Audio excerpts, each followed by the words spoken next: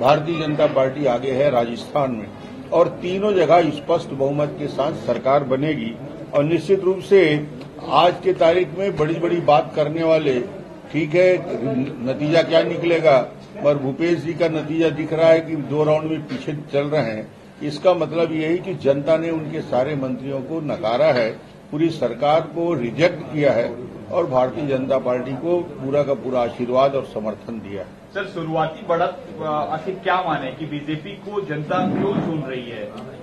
मैंने पहले भी इसका जवाब दिया था कि भारतीय जनता पार्टी मोदी जी के नाम से, मोदी जी के काम से, 9 साढ़े 9 साल की उपलब्धि को लेकर जिस प्रकार केंद्रीय नेतृत्व ने मेहनत किया, प्रधानमंत्री जी ने समय दिया, गृह मंत्री जी ने समय दिया, राष्ट्रीय अध्यक्ष जी ने जो समय हमको दिया, और जनता को मोदी जी की गारंटी, जनता ने उस पर भरोसा किया, भूपेश की बातों पर भरोसा नहीं किया। ये प्रथम चरण के रुझान में स्पष्ट दिख रहा है और ये निश्चित रूप से भारतीय जनता पार्टी के लिए और राष्ट्रीय नेतृत्व का आशीर्वाद मिला और हम जीत की ओर बढ़ेंगे। छत्तीसगढ़ में आपको सबसे ज्यादा भरोसा, आप सबसे मुखर होकर बोले कि हम जीत रहे हैं, भूपेश पे भरोसा लोगों का कम हो गया।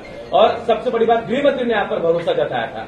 आपको अंडर करंट पता था सर कि ऐसा हो रहा है? अंडर करंट दिख रहा था और इतना बड़ा अंडर करंट होगा इसका एहसास सामान्यतः लोगों को नहीं हो पा रहा था, मगर मैं इस बात को लगातार रिपीट कर रहा था। मेरी बात को लोग भरोसा कितना करते हैं मैं नहीं जानता, मगर मैं मीडिया के माध्यम से रोज बोल रहा था, एक ही बात को रिपीट कर रहा था कि जबरदस्त अंडर करंट है और भूपेश को छत्तीसगढ़ की जनता रिजेक्ट कर चुकी है, उसके चेहरे को हराना चाहती है। सर, आप बैकफुट पे थे एकदम से, क्योंकि आपको क्या लगता है क्या गेम चेंजर रहा जो आप अचानक से, जो बिल्कुल बैकफुट पे थे, अचानक से लीड करते हुए नजर आ रहे हैं? तो ऐसी कौन सी गेम चेंजर पॉलिसीज थी, कौन किस तरह से इसको मोबिलाइज किया आपने पूरे कैडर को? नहीं, लीड डॉक्टर रमन ने नहीं किया, लीड पूरे सामूहिक नेतृत्व में हमने किया, मैं भी मेहनत किया, मेरी पूरी हम सब ने किया और राष्ट्रीय नेतृत्व ने इतना समय दिया।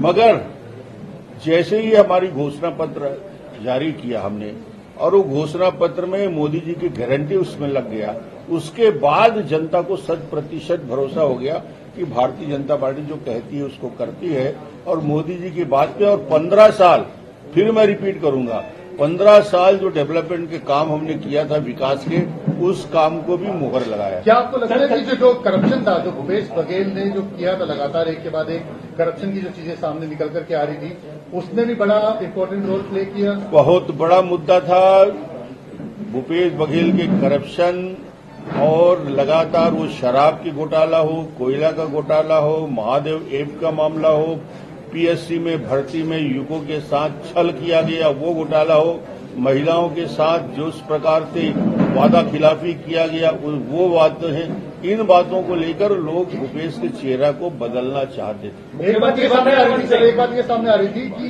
बीजेपी जो है शहरों में अच्छा करेगी, लेकिन गांव में, क्योंकि किसानों तक उनका पेनिट्रेशन इतना अच्छा नहीं है, तो क्या आपको लगता है कि आपकी जो योजनाएं हैं और जो आपकी बातें हैं वो ग्रामीण इलाकों तक भी पहुंच पाई है?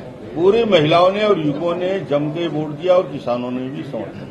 सर, आप 9 मंत्री पीछे हैं, अगर मौका मिलेगा मुख्यमंत्री बनेंगे? ये पार्टी का निर्णय है, पार्टी जिसको भी जवाबदारी देगी। हम लोग एक सामान्य कार्यकर्ता हैं, जब जैसी जो जवाबदारी दी गई उसका पालन किया, आगे जैसे पार्टी का निर्देश होगा और जिसको भी जवाबदारी दी जाएगी सब मिलके उसको छत्तीसगढ़ में एक बेहतर सरकार बनाने का काम करें। आप अगली बार ये जिम्मेवारी संभालने के लिए तैयार हैं?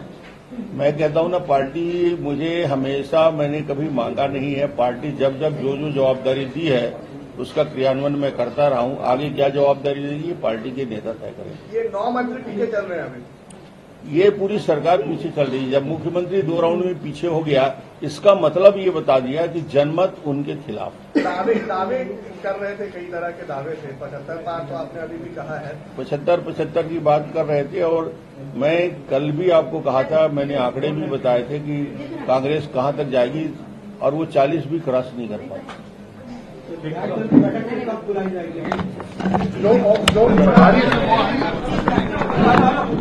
सर, रिसेंट ट्रेंड में बीजेपी आगे बढ़ती दिख रही है, करीबन 42 से 43 सीट, क्या कारण है?